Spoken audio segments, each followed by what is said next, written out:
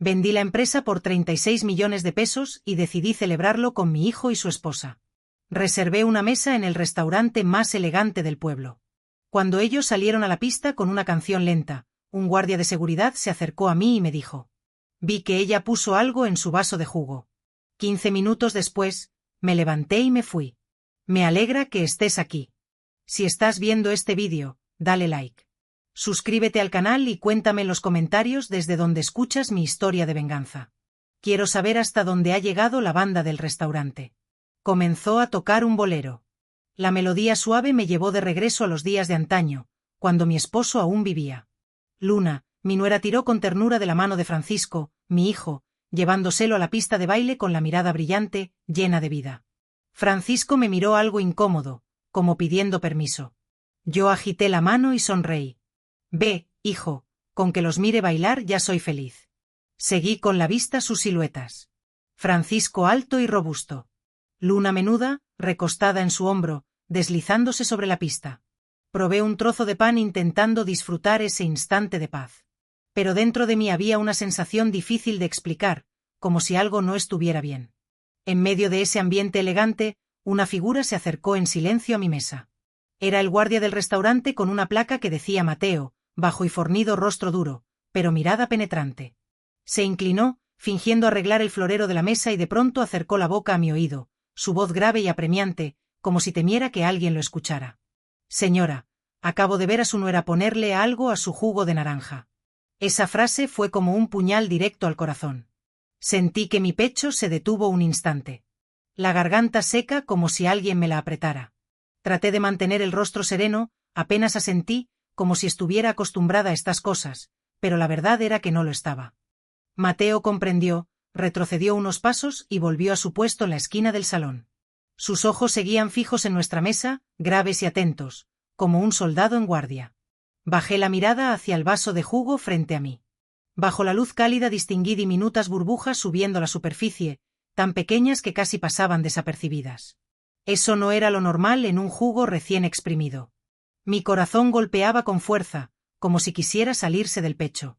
Respiré hondo, tratando de contener el temblor que me recorría desde los dedos hasta todo el cuerpo. Unas horas antes yo había llegado al restaurante más lujoso del pueblo. El reloj marcaba las 7:10. Llegué un poco temprano, como acostumbro, siempre cuidando cada detalle. Ese día me puse un vestido azul oscuro que guardé durante años en el closet, reservado para ocasiones especiales, cuando necesitaba recordarme que aún valía, que aún merecía ser querida.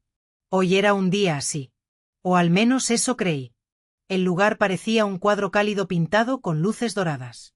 El piano sonaba suave, mezclado con el tintinear de las copas, componiendo una melodía elegante que siempre soñé disfrutar con mi familia. Un joven mesero con traje negro impecable me sonrió y me condujo hasta la mesa, junto a la ventana que había reservado el mantel blanco sin una sola arruga y en el centro un pequeño florero con rosas rojas cuyo aroma leve me tranquilizó. Me senté acariciando sin pensar el borde del mantel, intentando saborear ese instante. A las 7 en punto, Francisco y Luna entraron. Mi hijo se veía apuesto con su traje gris, el cabello bien peinado, la sonrisa radiante, igual que cuando era niño y corría a mis brazos después de la escuela. Luna, mi nuera, lucía como una flor encendida con un vestido rojo ajustado que acaparaba todas las miradas del lugar. Se acercaron, me dieron abrazos firmes y besos afectuosos. Luna, con mucha gracia, elogió mi vestido con voz dulce. Mamá, ese azul le queda precioso. La hace ver 10 años más joven. Sonreí y una calidez me recorrió el alma, como si todo estuviera en orden, como si mi familia siguiera siendo unida. Nos sentamos a la mesa. Francisco pidió una botella de vino tinto, del tipo que sabía que me gustaba, el mismo que yo y mi esposo. Solíamos saborear en esas pocas noches en las que teníamos tiempo para nosotros. Luna, siempre tan elegante como de costumbre, pidió un jugo especial del restaurante y yo. Yo solo quise un vaso de jugo de naranja. Simple como mi propia vida. No me gustan las cosas complicadas, solo lo familiar. Lo que me hace sentir segura. La cena comenzó en un ambiente que pensé era acogedor. Francisco hablaba con entusiasmo sobre un nuevo proyecto en la empresa. Su voz llena de energía, los ojos brillando mientras describía planes ambiciosos. Yo lo escuchaba orgullosa de que mi hijo ya fuera un hombre hecho y derecho, construyendo su propio futuro. Luna no dejaba de elogiar el restaurante desde la decoración hasta el aroma de los platillos. De vez en cuando se volteaba hacia mí y proponía: mamá, este verano vayamos todos a la playa. Sí, será muy divertido. Asentí con la cabeza. Sonreí y pensé que tal vez había sido demasiado dura con Luna antes. Quizás ella sí quería ser parte de esta familia. Al menos eso creí hasta que escuché la advertencia del señor Mateo. El bolero suave terminó y unos aplausos dispersos sonaron en las mesas alrededor. Francisco y Luna regresaron, las mejillas de Luna enrojecidas, los ojos brillantes, como si acabara de vivir un momento perfecto. Francisco sonreía. Se sentó a mi lado y bromeó. ¿Por qué no bailaste con nosotros, mamá? Con una canción tan buena, si hubieras bailado seguro, todo el restaurante se habría volteado a mirarte. Me forcé a sonreír, pero por dentro solo sentía frío. La advertencia del señor Mateo seguía resonando en mi cabeza como una campana de muerte que no dejaba de sonar. Miré a Luna. Seguía radiante. Seguía encantadora, como si nada hubiera pasado. Pero en su mirada, aunque fugaz, había algo helado. Como si buscara leer mi reacción. Ya estoy grande, hijo, respondí tratando de sonar natural con verlos a ustedes dos felices. Ya me siento realizada. Francisco soltó una carcajada y me dio una palmada suave en la mano. Pero sentí en ese gesto una inocencia total, como si no tuviera idea de la tormenta que se agitaba en el corazón de su madre. De pronto, Luna empujó el vaso de jugo de naranja hacia mí, con una voz tan dulce que me erizó la piel. Mamá, tome un poco de jugo. No ha bebido nada en toda la noche. Creo que la veo un poco cansada. El vaso brillaba bajo la luz amarilla, pero las burbujas diminutas en la superficie parecían susurrar algo terrible. La miré buscando en sus ojos un rastro de arrepentimiento. De duda. Pero no había nada. Solo una sonrisa perfecta. La misma que antes había confundido con preocupación genuina. Me llevé la mano a la sien, fingiendo cansancio. ¡Ay! No sé por qué. Me siento un poco mareada, dije con voz débil, alargando las palabras para que los dos lo escucharan. Francisco se alarmó enseguida, inclinándose hacia mí. Mamá está bien. ¿Quiere que llame a un doctor? Negué con la cabeza. Sonreí para tranquilizarlo, pero por dentro solo quería gritar, agarrarlo de los hombros y decirle que su esposa, la mujer a la que amaba, estaba tramando hacerme daño. Pero no podía. No era por miedo, sino porque sabía que sin pruebas, Francisco nunca me creería. Pensaría que su madre estaba loca, que estaba celosa de su felicidad. Extendí la mano para tomar el vaso de jugo de naranja, dejando que mi mano temblara a propósito. Quería que ellos me vieran débil, que pensaran que no sospechaba nada. Pero luego, como si fuera por accidente, incliné el vaso. El líquido anaranjado se derramó sobre el mantel, formando un gran charco que empapó la esquina de la servilleta de lino blanco. ¡Ay, Dios mío!, exclamó Luna con la voz un poco aguda, mezclada con un toque de fastidio que intentaba disimular. Un mesero corrió de inmediato con un trapo y disculpas atropelladas, como si él mismo hubiera derramado el vaso en medio de ese caos. Yo agarré rápidamente la servilleta empapada de jugo, la doblé con cuidado y la metí en el bolsillo profundo del abrigo, colgado junto a mi silla. Mi movimiento fue rápido y discreto, pero mi corazón latía con fuerza, como si todo el mundo pudiera escucharlo. Esa servilleta empapada y pesada era la única prueba que tenía. Era lo que demostraría que no estaba loca, que lo que el señor Mateo dijo era verdad. Francisco puso su mano en mi hombro con voz preocupada. Mamá, está bien. Se ve muy pálida. Lo miré a los ojos. Los mismos ojos que había mirado desde que era un niño. Ojos que siempre confiaron en su madre. Pero ahora no sabía si aún confiaba en mí. Cuando su esposa, sentada justo al lado, estaba interpretando el papel de nuera perfecta. Debe ser que no estoy acostumbrada al ruido, respondí con voz débil. Me siento un poco sofocada, hijo. En un rato estaré bien.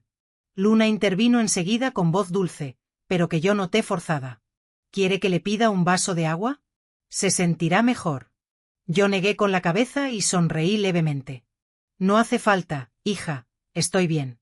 Vi su mirada pasar por el charco de jugo sobre la mesa con un destello de tensión, pero pronto recuperó la calma y siguió hablando con Francisco como si nada. Le hice una seña al mesero para pagar. Francisco quiso sacar la billetera, pero yo ya había puesto mi tarjeta de crédito. Hoy invito yo. Dije con firmeza. No discutas conmigo. No quería alargar más ese momento. No quería quedarme ni un segundo más en un lugar donde sentía que la falsedad me asfixiaba. Francisco sonrió y negó con la cabeza. Mamá siempre es igual. Nunca me deja pagar. Al levantarme me apoyé en la silla como si estuviera a punto de caerme. Francisco enseguida me tomó de la mano, con voz llena de preocupación. Mamá, déjeme llevarla a casa. No está bien y yo no me quedo tranquilo. Negué con la cabeza, forzando una sonrisa. No hace falta, hijo. Quédense y disfruten la noche. Tomaré un taxi y en un rato estaré mejor. Luna también habló con voz preocupada, pero que yo sabía falsa. Cuídese mucho. Déjeme pedirle un taxi. Moví la mano, rechazando de inmediato. Yo me arreglo sola. Salí por la puerta. Cada paso me pesaba como si llevara 1000 kilos. El señor Mateo seguía allí, en la esquina del vestíbulo, erguido como un guardia.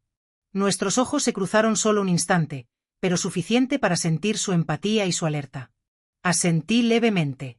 Un gesto discreto en lugar de la gratitud que no podía decir en voz alta. Él respondió con otro leve asentimiento, la mirada aún afilada, como diciéndome que seguiría vigilando el taxi. Ya me esperaba en la puerta. Subí abrazando con fuerza la bolsa del abrigo dentro, la servilleta húmeda y helada. Era lo único que me mantenía consciente. Era la prueba de un plan cruel. Un plan con el que jamás pensé que tendría que enfrentarme. Y menos viniendo de alguien de mi propia familia. Las luces de neón de las calles pasaban frente a la ventana del taxi, brillantes como un cuadro lleno de vida, pero no lograban disipar el frío que me envolvía por dentro. Me quedé en silencio, sosteniendo la bolsa del abrigo, sintiendo la servilleta húmeda como una evidencia pesada que me recordaba la verdad brutal que acababa de ocurrir. Cuando el taxi se detuvo frente a la casa. Bajé con pasos pesados, como si cargara una montaña sobre los pies. La casa estaba oscura, silenciosa hasta lo aterrador, como si también temblara ante lo que yo acababa de vivir. Colgué el abrigo en el perchero, pero mis manos temblaban tanto que casi dejo caer la bolsa. Con cuidado, saqué la servilleta. Cada movimiento lento, temiendo que desapareciera, estaba empapada con un fuerte olor a naranja. Y ya no era un objeto inerte, sino una acusación silenciosa. Abrí el refrigerador, tomé una bolsa de plástico limpia, puse la servilleta adentro, cerré el cierre hermético con fuerza y la guardé en el compartimiento frío. Cerré la puerta. Me quedé un instante de pie, todavía aferrada al manillar, como si lo necesitara para no desmoronarme. Levanté el teléfono y marqué el número del laboratorio privado en el que había confiado durante años. Mi voz aún temblaba, aunque intenté hablar con claridad. Hola, soy Lola Villaseñor. Mañana llevaré una muestra. Es muy importante. Podría darle prioridad y revisarla de inmediato. Al otro lado, la voz conocida de un viejo amigo me contestó con sinceridad. Doña Lola, no se preocupe, yo me encargo. Tráigala mañana temprano y le daré el resultado lo más rápido posible. Le agradecí y colgué, pero la sensación de alivio no llegó. En su lugar apareció un miedo difuso, como si hubiera entrado en un camino sin salida. Me dejé caer en el sillón viejo de la sala donde Jorge y yo solíamos sentarnos horas a hablar del futuro. Encendí la lámpara de mesa. La luz amarillenta iluminó el retrato de boda en la pared. En la foto, Jorge y yo estábamos juntos, sonriendo como si el mundo entero nos perteneciera. Jorge, con su cabello negro y sus ojos cálidos, siempre me hacía sentir segura. Al mirarlo, los recuerdos regresaron tan vivos que casi podía escuchar su risa. Casi podía oler la harina de aquellos días que compartíamos. Recordé las madrugadas cuando aún había neblina y Jorge y yo nos levantábamos a las 3 para amasar en la pequeña cocina de la panadería Panaderías Villaseñor. En ese entonces la tienda era solo una esquina vieja con un horno gastado y unas cuantas mesas de madera flojas. Pero nos teníamos el uno al otro y la certeza de que con esfuerzo todo saldría bien. Recuerdo el sudor corriendo por la frente de Jorge cuando cargaba los sacos de harina. Recuerdo su sonrisa cuando la primera tanda de pan se vendió en pocas horas. Lola, ¿viste? ¿Les gustan nuestros panes? Exclamó levantándome en un giro en medio del local, cubiertos ambos de harina. Aquellos años, aunque duros, fueron los más felices de mi vida. La panadería fue creciendo de un pequeño local a convertirse en la cadena Panaderías Villaseñor, famosa en toda la región. Abrimos más sucursales, contratamos empleados y cada noche, al contar el dinero en el 4 grados detrás de la tienda, Jorge y yo soñábamos con un futuro mejor para Francisco, nuestro pequeño hijo. Pero como en una pesadilla, Jorge se fue de repente. Una enfermedad fulminante me lo arrebató, dejándome con un dolor imposible de curar y un imperio de pan dulce que tuve que sostener sola. Yo lo hice todo por Francisco. Me desvelaba. Me levantaba temprano, corría de un lado a otro entre las tiendas, siendo madre y padre al mismo tiempo. Además de comerciante, quería que él tuviera una vida mejor que la nuestra, que no tuviera que preocuparse como su madre antes. Cuando Francisco creció inteligente y trabajador, pensé que había cumplido con mi deber. Y cuando se casó con Luna suspiré aliviada, creyendo que por fin podría descansar. Luna, con su sonrisa radiante y su manera dulce de hablar, me hizo creer que mi familia estaba completa. Los fines de semana solían venir a casa, llevarme a misa al mercado o simplemente sentarse conmigo a compartir una comida familiar. Yo pensaba: Lola, lo lograste. Le diste a Francisco un hogar. Por esa confianza, decidí vender la cadena de panaderías. 36 millones de pesos. Una cifra enorme. Era el fruto de toda mi vida y la de Jorge. Soñé con el día en que vería a Francisco y a Luna felices al recibir ese dinero. Soñé con que lo usarían para construir un futuro sólido, quizá una casa nueva, un negocio propio o incluso ese viaje del que Luna hablaba tanto. Imaginé sus miradas agradecidas, sus abrazos fuertes, sus palabras sinceras de agradecimiento. Pero ahora, sentada en la sala fría, me doy cuenta de que me equivoqué. Ese dinero que pensé que traería felicidad se convirtió en la razón por la que Luna quiere que yo desaparezca. Extiendo la mano hacia el marco de la foto de boda. Mis dedos rozan la sonrisa de Jorge. Amor, susurro. ¿Qué debo hacer?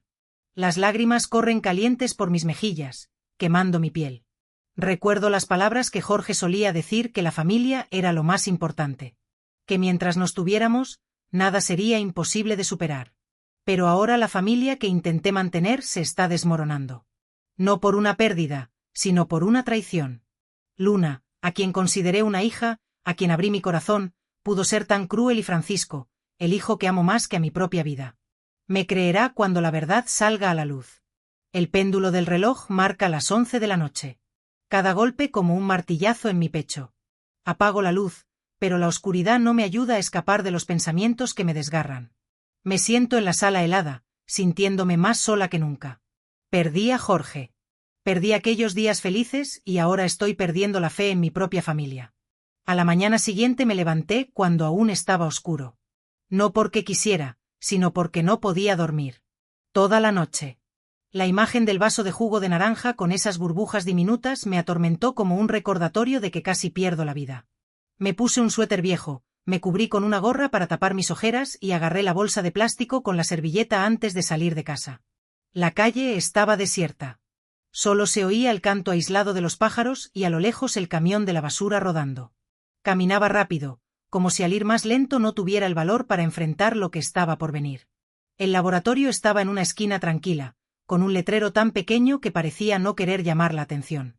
Cuando llegué, don Carlos, el administrador y viejo amigo de la familia, ya me estaba esperando en la puerta. Llevaba una bata blanca, el rostro amable pero lleno de preocupación al verme. Lola, llegaste temprano, dijo con voz grave. Entra. Ya preparé todo. Asentí sin decir nada y le entregué en silencio la bolsa de plástico. Carlos, necesito saber con exactitud qué hay aquí dentro.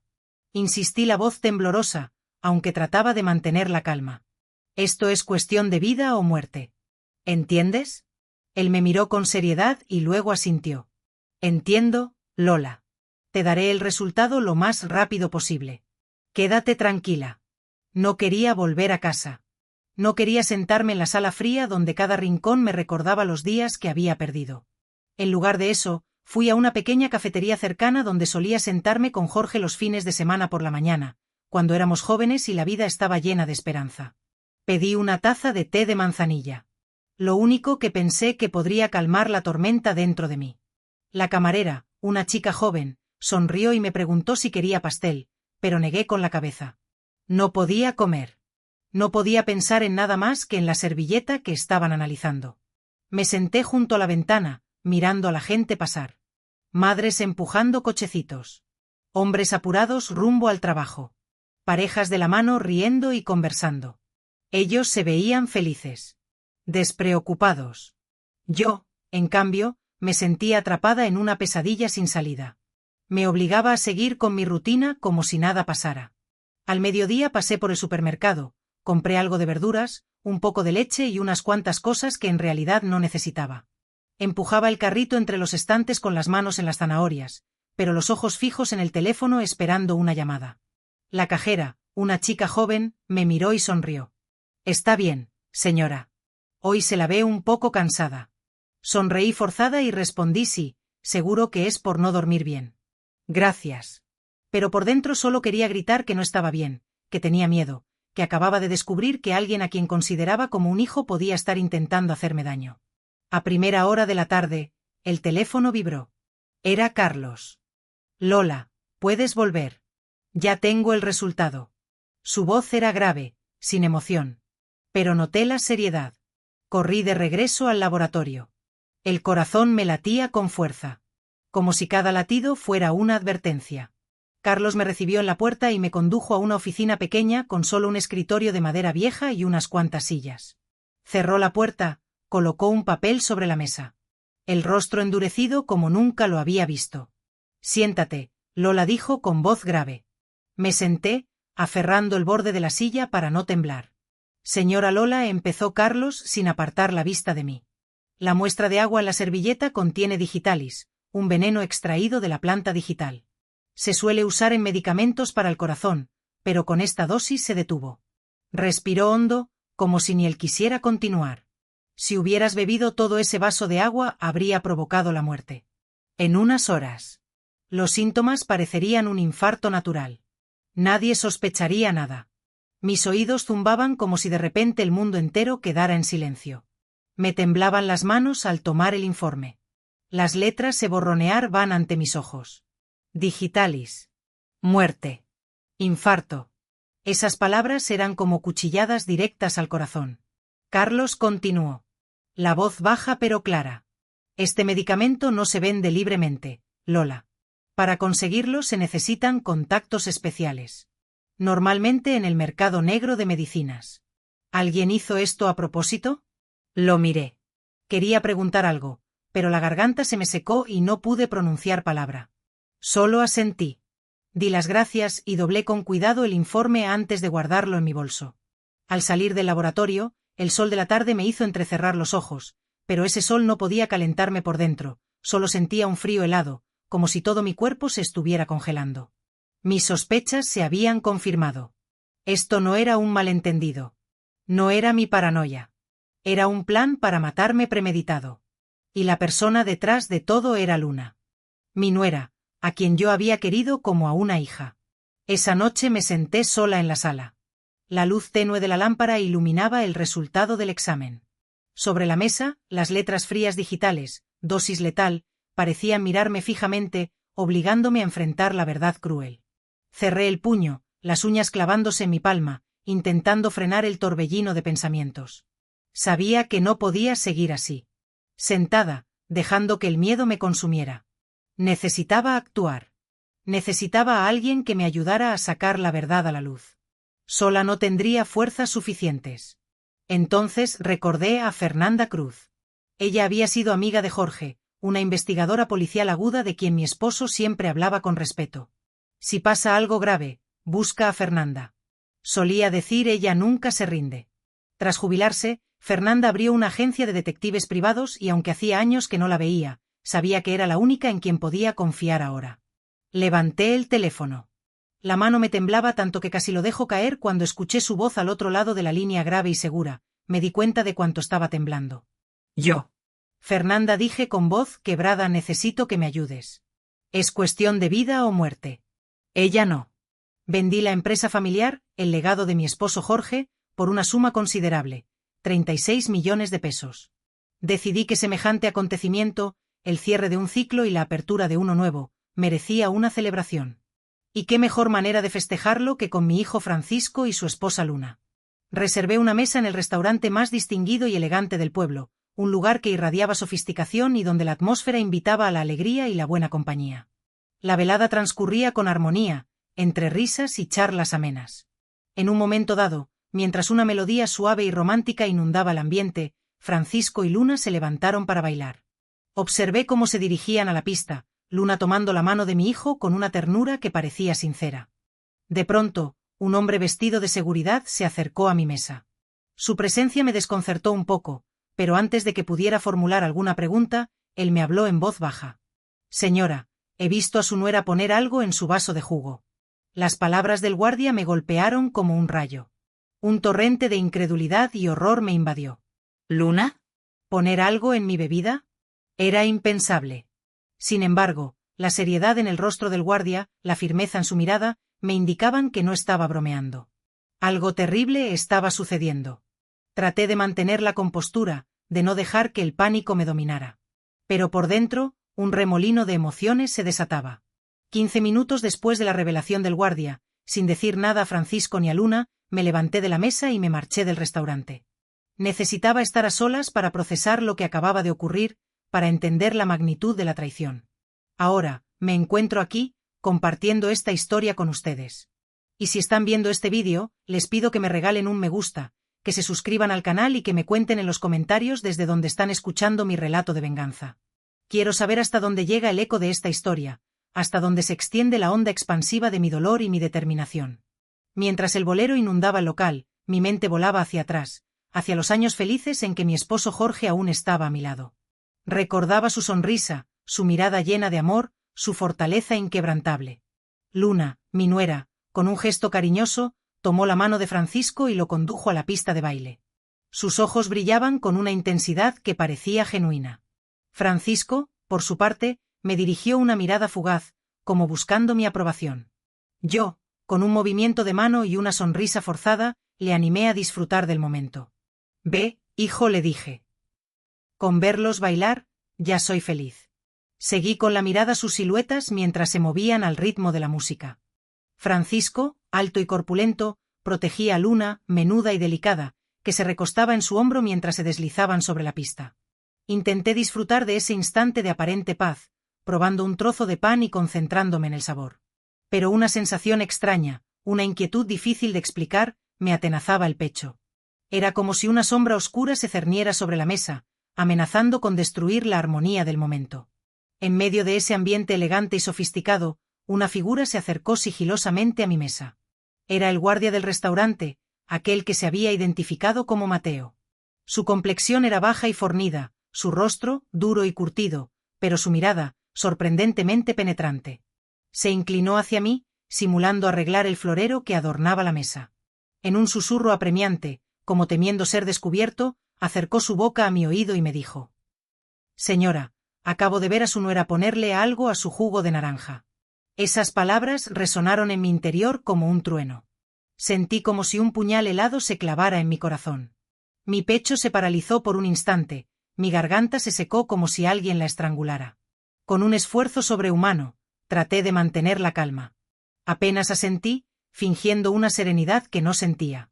Mateo, comprendiendo mi turbación, retrocedió discretamente y regresó a su puesto en la esquina del salón. Sin embargo, sus ojos permanecieron fijos en nuestra mesa, vigilantes y atentos, como los de un soldado en guardia. Con la mano temblorosa, bajé la mirada hacia el vaso de jugo que reposaba frente a mí. Bajo la luz cálida del restaurante, distinguí unas diminutas burbujas que ascendían lentamente a la superficie. Eran tan pequeñas que apenas se percibían, pero su presencia era inusual, antinatural en un jugo recién exprimido. Mi corazón latía con fuerza, como si quisiera escapar de mi pecho. Respiré hondo, tratando de controlar el temblor que recorría mi cuerpo, desde la punta de los dedos hasta la raíz del cabello. Apenas unas horas antes, había llegado al restaurante más lujoso del pueblo, ansiosa por disfrutar de una noche especial con mi hijo y mi nuera. El reloj marcaba las 7:10 de la tarde. Había llegado un poco antes de la hora convenida, como era mi costumbre, siempre atenta a los detalles. Ese día, me había puesto un vestido azul oscuro que había guardado durante años en el armario, reservado para ocasiones especiales, para momentos en los que necesitaba recordarme a mí misma que aún era valiosa, que aún merecía ser amada. Ese día, creía que era uno de esos momentos. O al menos, eso quería creer. El restaurante parecía un cuadro cálido y acogedor, iluminado con luces doradas que creaban una atmósfera mágica. El piano interpretaba melodías suaves que se mezclaban con el tintineo de las copas, componiendo una sinfonía elegante que siempre había soñado disfrutar con mi familia. Un joven camarero, impecablemente vestido con un traje negro, me recibió con una sonrisa amable y me condujo hasta la mesa que había reservado junto a la ventana. El mantel blanco, impecable y sin una sola arruga, contrastaba con el pequeño florero de rosas rojas que adornaba el centro de la mesa. Su aroma suave y delicado me transmitió una sensación de calma.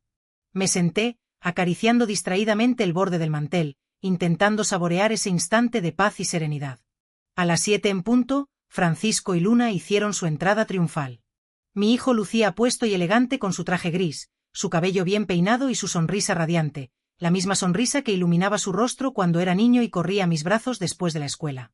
Luna, por su parte, parecía una flor encendida, ataviada con un vestido rojo ajustado que atraía todas las miradas del lugar. Se acercaron a mí, me abrazaron con fuerza y me besaron con afecto. Luna, con su gracia característica, elogió mi vestido con voz dulce y melodiosa. «Mamá, ese azul le queda precioso», me dijo. «La hace ver 10 años más joven». Sonreí, sintiendo una calidez que me recorría el alma. Por un instante, me pareció que todo estaba en orden, que mi familia seguía unida, que la felicidad era posible. Nos sentamos a la mesa y Francisco, con un gesto atento, pidió una botella de vino tinto, del tipo que sabía que me gustaba, el mismo que solíamos saborear mi esposo y yo en esas escasas noches en las que teníamos tiempo para nosotros. Luna, siempre impecable y elegante, solicitó un jugo especial del restaurante. Yo, en cambio, me limité a pedir un simple vaso de jugo de naranja. Simple, como mi propia vida.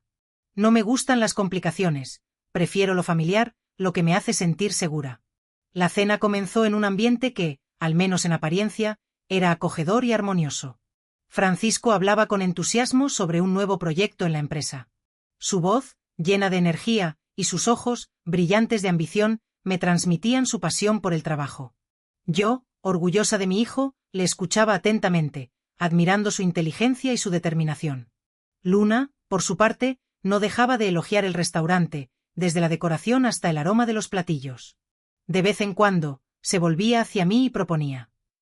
«Mamá, este verano vayamos todos a la playa». «Sí, será muy divertido». Asentí con la cabeza y sonreí. Pensé que tal vez había sido demasiado dura con Luna en el pasado, que quizás ella sí quería formar parte de esta familia. Al menos, eso quería creer hasta que escuché la advertencia del señor Mateo.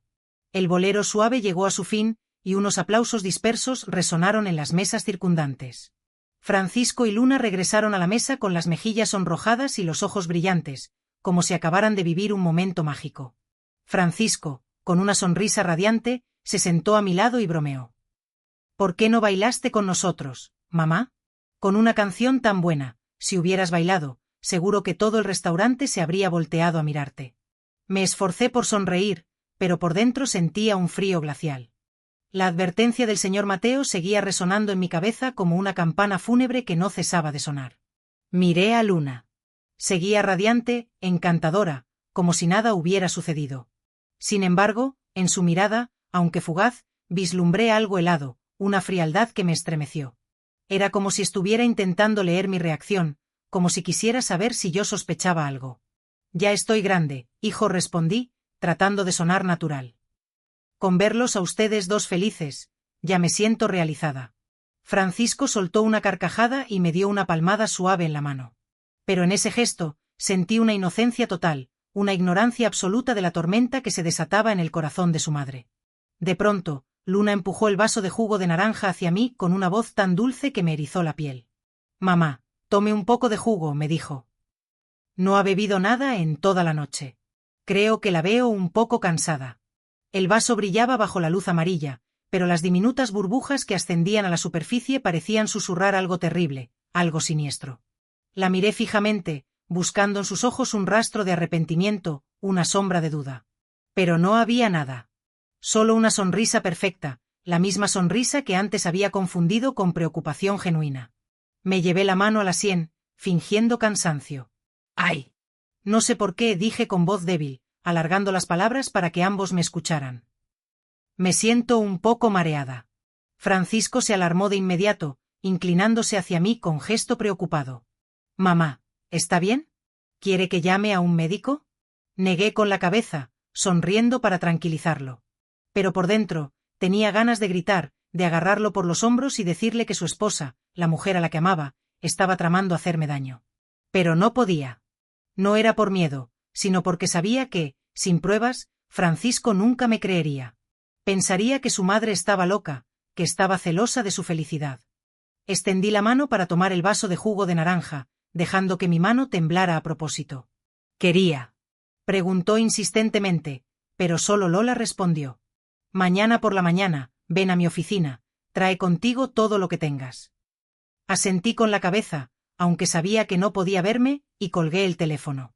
Me quedé sentada allí mismo, en la penumbra de la habitación, sintiendo que el mundo entero se había confabulado en mi contra. Sin embargo, la voz de Fernanda, aunque breve, me había infundido una pequeña chispa de esperanza, como una llama vacilante en medio de una tempestad.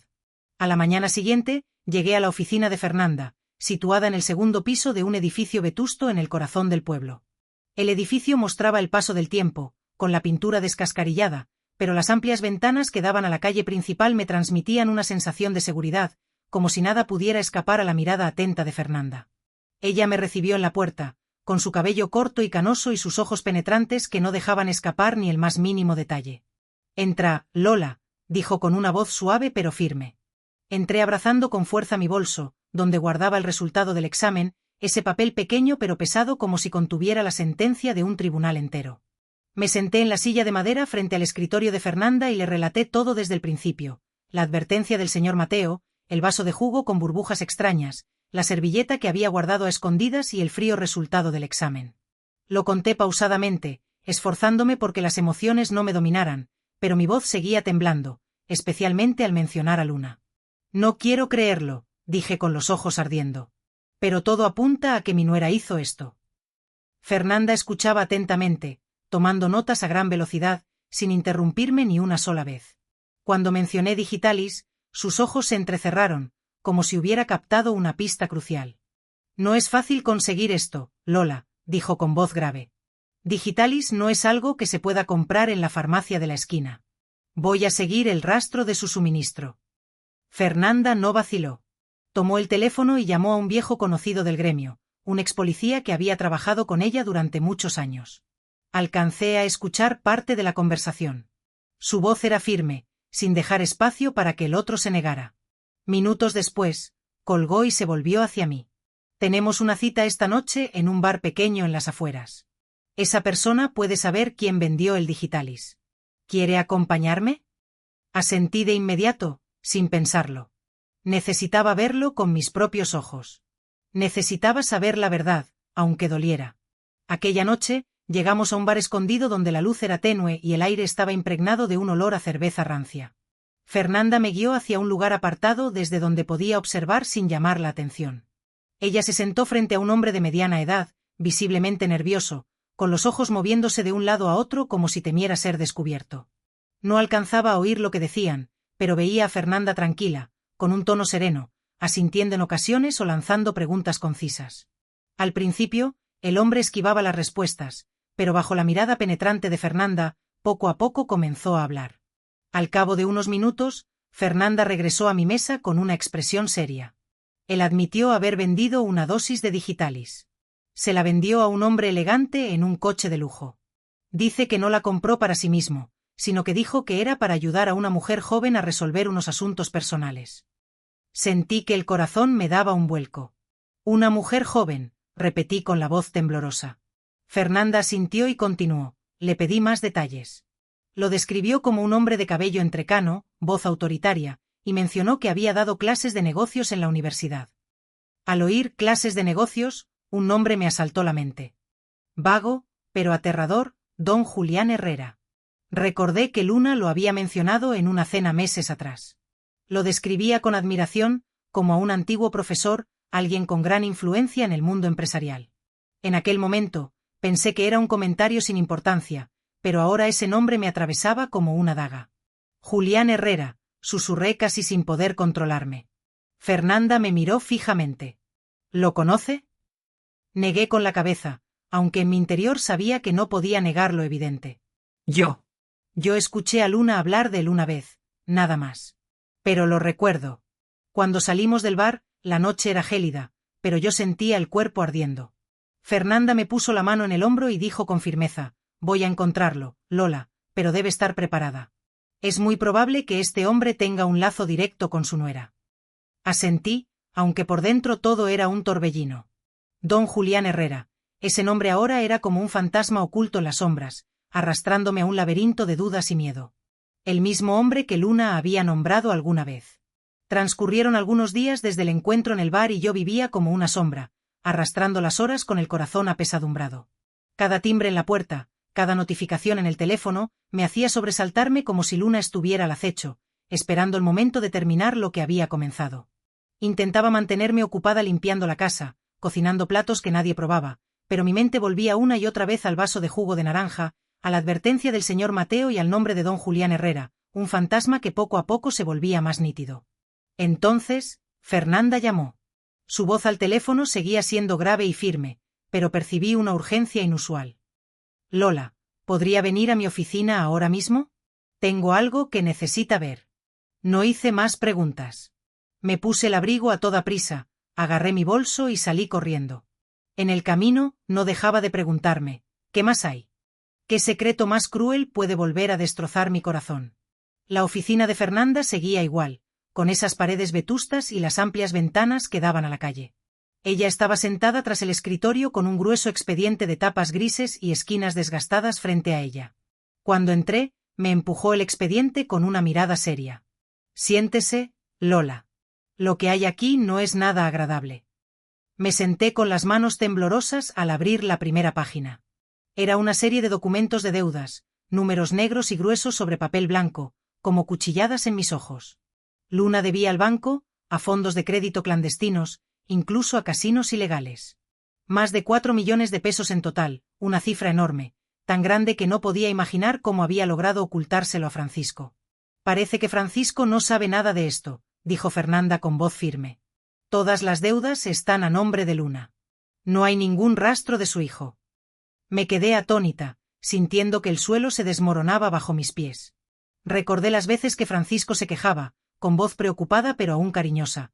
Luna vuelve a salir con sus amigas hasta tarde. Mamá, le gusta comprar cosas, ya sabe, pero estoy un poco preocupado.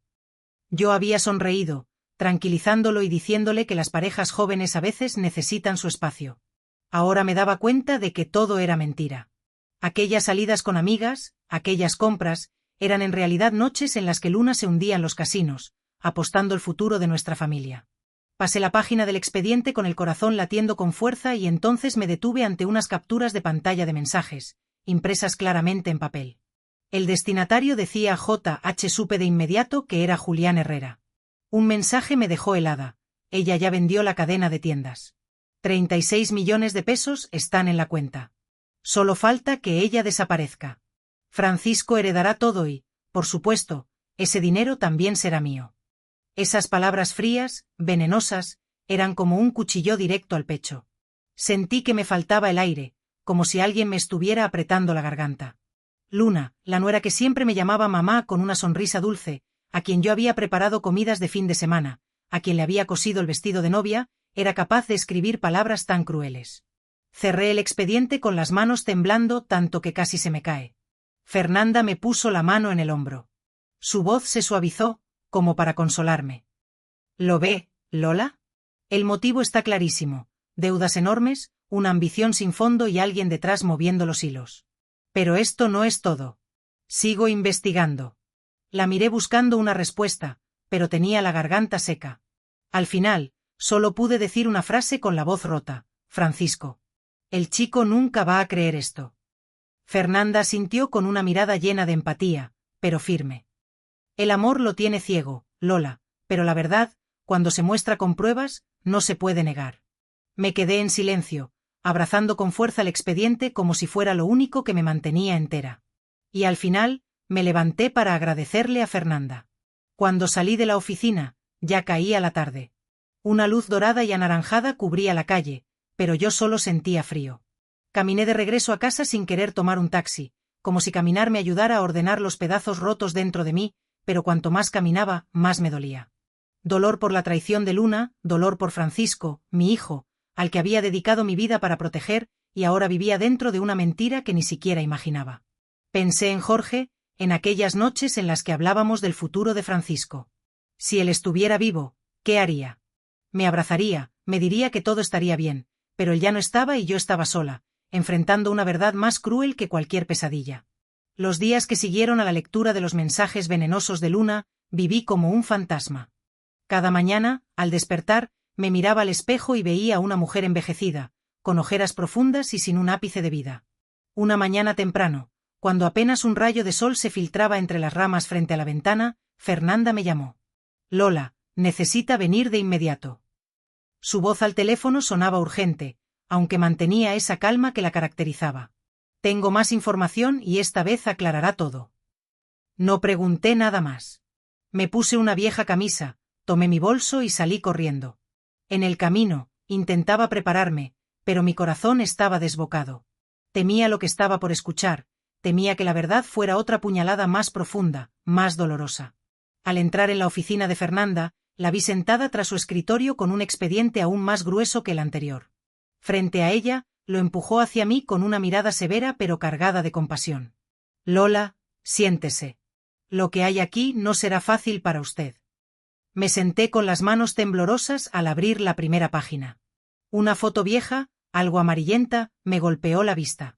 Era un salón de clases con jóvenes estudiantes sentados en sus pupitres en la primera fila. Reconocí de inmediato a Luna, más joven, con el cabello recogido en una cola alta, los ojos brillantes, pero ya con un dejo de ambición.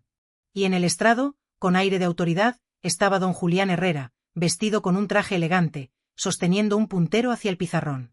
No era solo el hombre que le vendía medicinas, dijo Fernanda con voz grave.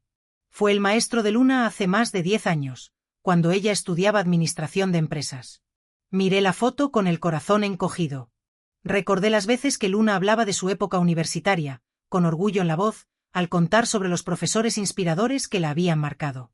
Yo pensaba que eran anécdotas sin importancia, pero ahora comprendía que había ocultado adrede una parte crucial de su pasado. Fernanda pasó las páginas, señalando otros documentos. Julián le dio a Luna una gran suma de dinero hace más de 10 años, supuestamente para iniciar un negocio. Pero no fue un gesto de bondad, fue una trampa. Señalaba las cifras, los contratos de deuda con intereses usureros. Cada vez que Luna tenía dificultades, Julián aparecía prestándole más, pero con condiciones cada vez más duras. Ella quedó atrapada, Lola. Estas deudas no eran solo dinero, eran una cadena que la ataba a él. Me quedé en silencio, tratando de digerir cada palabra de Fernanda. Imaginaba a Luna, una joven ambiciosa entrando en el mundo de Julián, con sueños enormes, solo para ser manipulada y convertida en una pieza en su juego. Pero eso no hacía que mi dolor fuera menor. Aunque Luna hubiera sido manipulada, ella eligió traicionarme, traicionar a esta familia. Seguí hojeando el expediente hasta que me detuve en una hoja con la transcripción de una grabación que Fernanda había obtenido tras seguir a Julián. Encendió el aparato y la voz fría y calculadora del retumbó en la sala. Si quieres realmente dominar el juego, tienes que eliminar el último obstáculo. Francisco lo tendrá todo y, por supuesto, tú también. No lo veas como un crimen, considéralo una estrategia de negocios. Me estremecí como si una corriente helada recorriera mi espalda. Esa voz suave y cruel sonaba como la de alguien acostumbrado a manipular a los demás. Fernanda me miró con una firmeza absoluta. Él no solo es cómplice, Lola, él es el verdadero autor intelectual. Asentí, pero por dentro me invadía una mezcla de rabia y tristeza. Julián había convertido a Luna en un instrumento, en una pieza dispuesta a eliminarme para alcanzar sus fines. Pero ella no era una víctima inocente, ella eligió ese camino, eligió la codicia en lugar del cariño. Una tarde, mientras estaba en la cocina, tomando en silencio una taza de café ya frío, sonó el timbre. Me levanté con el corazón golpeándome en el pecho, como si intuyera algo malo. Al abrir la puerta, vi a Luna con la misma sonrisa radiante de siempre, cargando una canasta de comida aún humeante. Mamá, dijo con una dulzura tan empalagosa que me erizó la piel, cociné la sopa de pollo que más le gusta, para que recupere fuerzas. La he visto algo pálida. La miré forzando una sonrisa, pero por dentro solo sentía frío. Esa sonrisa que antes me conmovía, ahora era solo una máscara que escondía crueldad. Gracias, hija, respondí con suavidad, pero acabo de almorzar, estoy llena. Luna inclinó la cabeza, mostrando un leve destello de decepción, aunque insistió, coma un poquito, estuve toda la mañana cocinando, déjeme servirle. Entró en la cocina como si fuera su casa y sirvió un plato rebosante de sopa, dejándolo en la mesa. El aroma se extendió por el aire, pero en mí solo despertaba desconfianza. No sabía qué contenía ese plato, pero después del jugo de naranja no podía fiarme de nada que viniera de sus manos. Déjame darme un baño primero, dije, intentando sonar tranquila. Estoy un poco cansada, luego lo probaré. Luna sonrió y asintió. Está bien, mamá, descanse, le dejo la sopa aquí. Cuando se dio la vuelta, tomé el plato y lo llevé al baño, vaciándolo en el inodoro. El agua arrastró aquel líquido que no me atrevía a probar, mientras mi corazón latía con fuerza, como si acabara de escapar de un peligro invisible. Me quedé mirando el remolino, sintiendo que junto con la sopa también se deslizaba mi confianza. Al día siguiente, Luna volvió, esta vez con una caja de pasteles que decía haber hecho ella misma. Mamá, preparé flan, sé que le gusta, ¿verdad? Dijo con la misma voz dulce, aunque yo detecté un matiz forzado. Tomé la caja, le di las gracias, pero apenas se marchó, abrí la tapa, miré los brillantes postres dorados y los arrojé todos al basurero del patio. Me quedé inmóvil, con la mano aún aferrada al borde, como si estuviera tirando un pedazo de mi propio corazón. Luna había sido alguien a quien quise, alguien en quien confié para darle felicidad a Francisco. Ahora, cada gesto suyo solo me causaba miedo y dolor. Francisco no sabía nada de esto. Pasaba todo el día en el trabajo, rara vez contestaba el teléfono y, cuando lo hacía, respondía con prisa. Mamá, estoy muy ocupado, en la noche le llamo, pero en la noche nunca llamaba.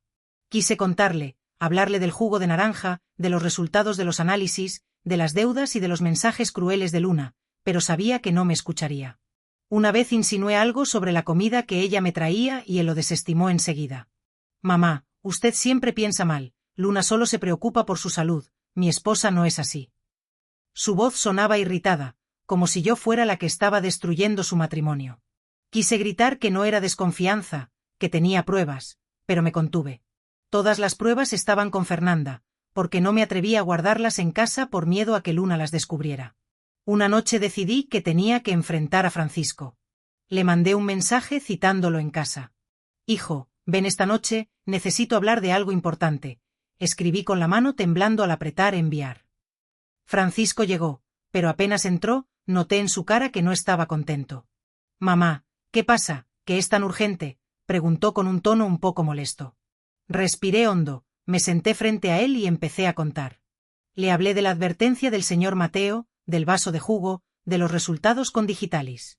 Traté de mantener la calma, pero las lágrimas amenazaban con salir.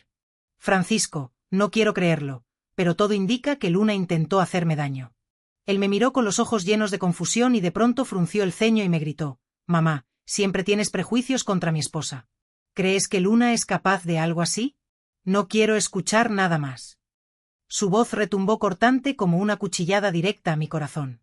Quise explicarle, mostrarle las pruebas, pero me di cuenta de que no llevaba nada conmigo. Todos los documentos, todos los mensajes estaban con Fernanda para mantenerlos a salvo. Solo pude quedarme ahí viendo cómo mi hijo se levantaba, cerraba la puerta de un portazo y se iba. El golpe de la puerta sonó como una explosión, dejándome sola en la habitación vacía. Me quedé inmóvil, con las manos en la cara y las lágrimas corriendo. Me sentí completamente sola, como si el mundo entero me hubiera dado la espalda. Francisco, el hijo al que dediqué mi vida para proteger, ahora estaba del lado de quien quería lastimarme. Pensé en Jorge, en los días en los que juntos superamos tantas dificultades, y me pregunté qué haría él si estuviera aquí. Me abrazaría, me diría que no me rindiera, pero él ya no estaba y solo quedaba yo frente a un complot que aún no terminaba. Me levanté, me sequé las lágrimas y traté de respirar hondo. Sabía que no podía derrumbarme. La verdad necesitaba tiempo, pruebas y ser llevada a la luz por la justicia, no por mis emociones. A la mañana siguiente, Fernanda pasó por mí cuando apenas amanecía. Llevaba un abrigo negro y sostenía con fuerza una carpeta llena de pruebas. Los resultados con Digitalis, los papeles de las deudas de Luna, los mensajes envenenados y la grabación con la voz fría de Julián. Miré la carpeta y sentí que no eran solo papeles, sino una parte entera de mi vida, los días en los que confié, amé y ahora me habían traicionado. ¿Lista, Lola?, preguntó Fernanda con la mirada firme pero con un dejo de preocupación. Asentí, aunque el corazón me golpeaba el pecho. Vamos, dije con la voz seca. La comisaría estaba a las afueras del pueblo, un edificio gris con pasillos largos y un fuerte olor a desinfectante. El inspector, un hombre de mediana edad con el rostro duro, nos recibió en un cuarto pequeño. Miró la carpeta al principio con escepticismo. ¿Me dice que su nuera intentó envenenarla? Preguntó con un tono plano, como si escuchara algo increíble. Respiré profundo y relaté todo, la advertencia del señor Mateo, el vaso de jugo, la servilleta y los resultados de laboratorio. Fernanda añadió detalles con voz firme, presentando cada prueba como una abogada experimentada. Cuando Fernanda reprodujo la grabación de Julián, su voz fría resonó en la habitación. Si quieres realmente controlar el juego, tienes que eliminar el último obstáculo. Francisco lo tendrá todo y, por supuesto, tú también. El rostro del inspector cambió de inmediato. Se incorporó, entrecerró los ojos y vi cómo su mano apretaba con fuerza la pluma. Esta es una prueba muy grave, dijo con voz grave. Abriremos una investigación oficial de inmediato. Asentí, sintiendo como si me quitara un peso de encima, pero al mismo tiempo un nuevo dolor despertaba.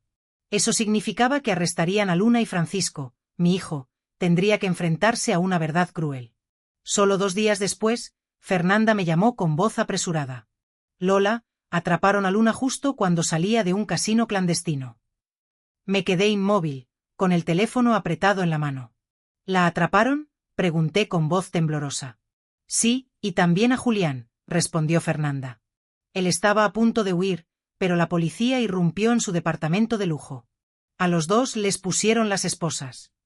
No dije nada, solo asentí, aunque sabía que ella no podía verme.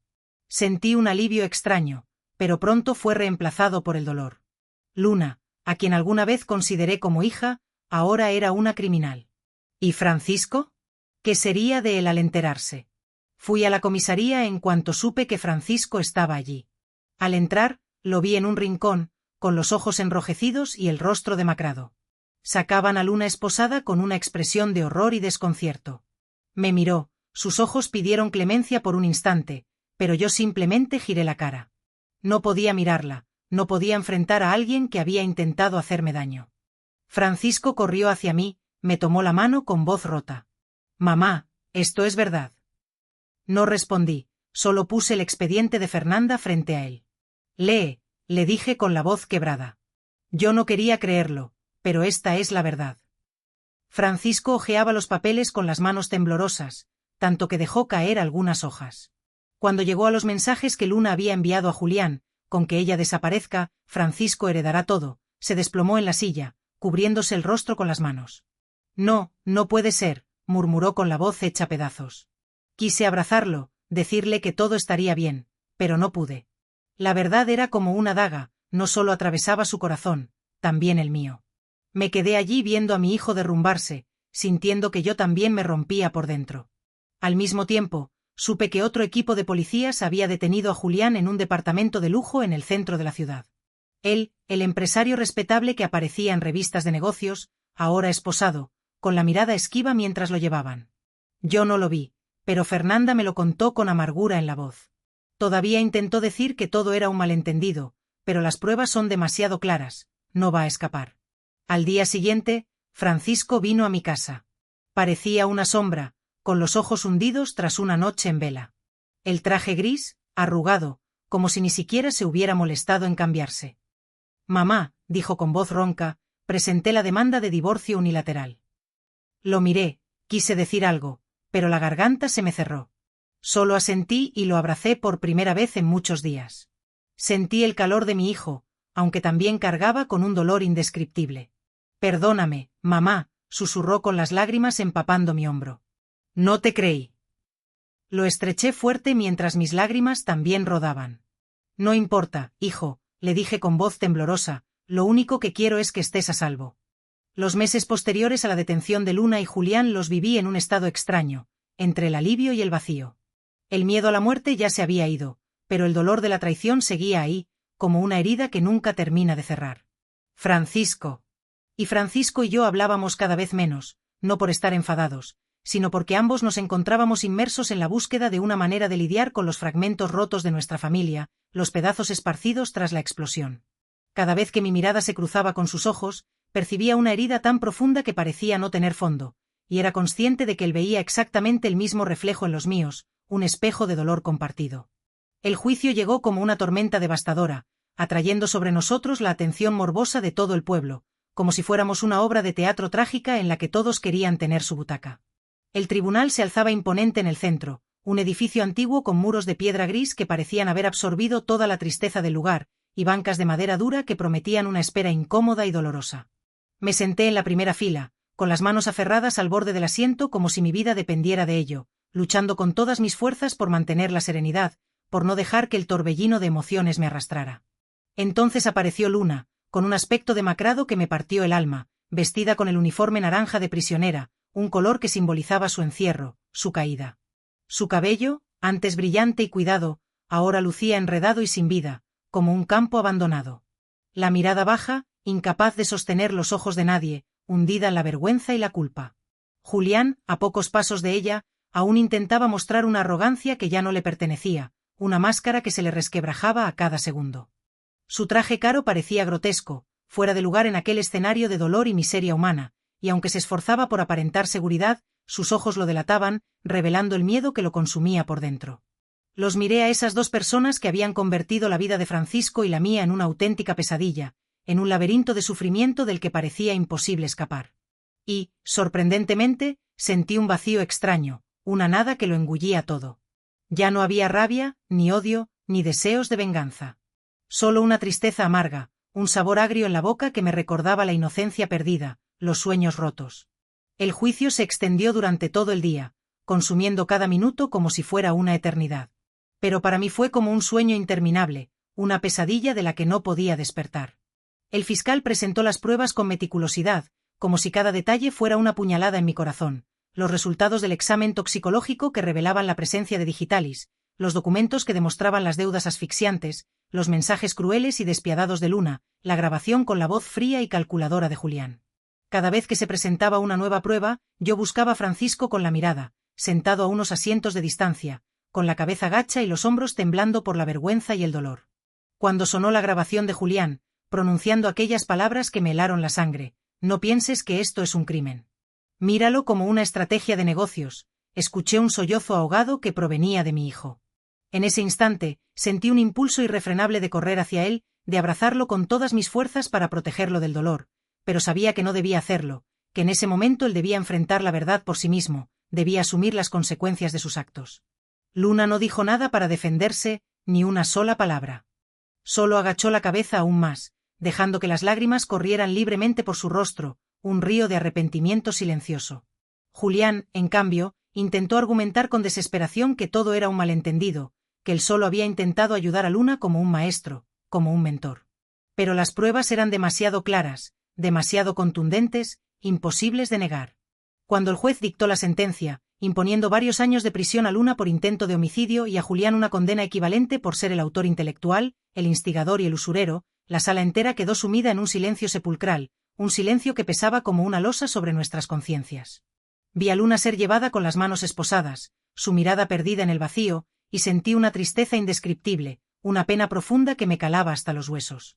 No porque la compadeciera, porque en realidad no sentía compasión por ella, sino porque dolía recordar que alguna vez creí que formaba parte de nuestra familia, que la había acogido como a una hija. Ese mismo día, el tribunal aprobó la solicitud de divorcio de Francisco, poniendo fin a un matrimonio que había sido destruido por la ambición y la traición. Al salir del juzgado, Francisco me tomó la mano con timidez y con voz quebrada por el llanto, me dijo: «Mamá, lo siento. Me equivoqué al no creer en ti». Lo abracé con fuerza, sintiendo las lágrimas correr por mis mejillas, mezclándose con las suyas. «No tienes la culpa, Francisco», le respondí con la voz ahogada por la emoción. «Lo único que quiero es que seas feliz».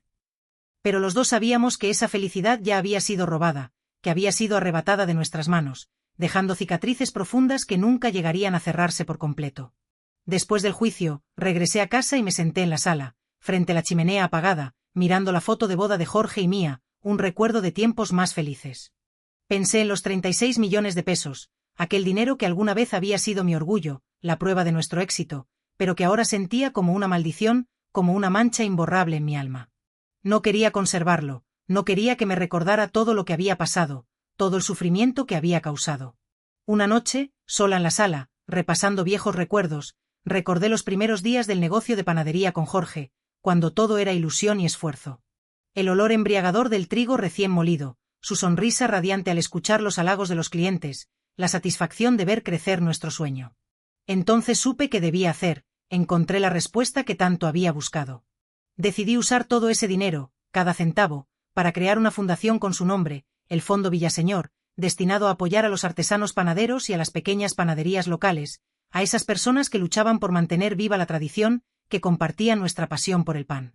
Gente como nosotros en aquellos años llenos de pasión, de sueños, pero sin oportunidades, sin los recursos necesarios para prosperar.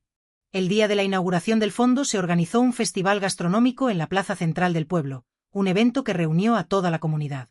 Yo estaba de pie entre la multitud, sintiendo el calor del sol en mi rostro, oliendo el aroma embriagador del pan recién horneado que se esparcía en el aire, escuchando las risas y las voces animadas, sintiendo la alegría contagiosa de la gente.